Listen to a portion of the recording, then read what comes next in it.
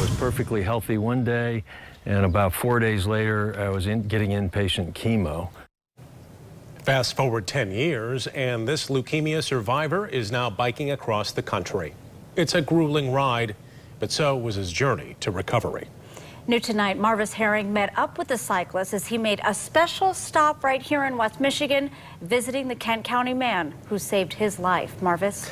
Good evening. Bob Falkenberg knows the life-saving magic of bone marrow donation, but the need for more donors is great, and he's going to great lengths to bring attention to it. A little of everything and a whole lot of nothing. He spent more than a month on this thing. Never mind his age of 62 years, Bob Falkenberg's kept on rolling, biking 2,000 miles in the last month.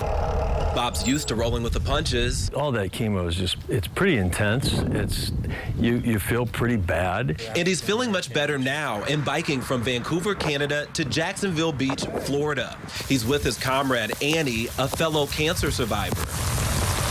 They arrived in Caledonia today for a special visit. I was Bob's bone marrow donor back in 2009.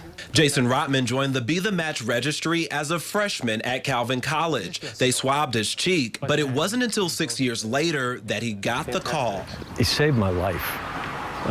Literally. The two are now connected for life. They've shared life milestones together, like Jason's marriage and the adoption of his beautiful baby girl. Jason still remembers the first letter Bob wrote him, gratefully updating him on his recovery and second chance at life. And I would have died. It's that simple. Bob can't forget penning that letter. It's a very emotional situation. It really is. You know, here's somebody who saved your life. I mean, what do you say? And it's pretty intense. I mean, it's a pretty intense emotional thing. Navigating leukemia and other diseases is at times similar to the unpredictable weather and bumpy terrain of his cross-country ride.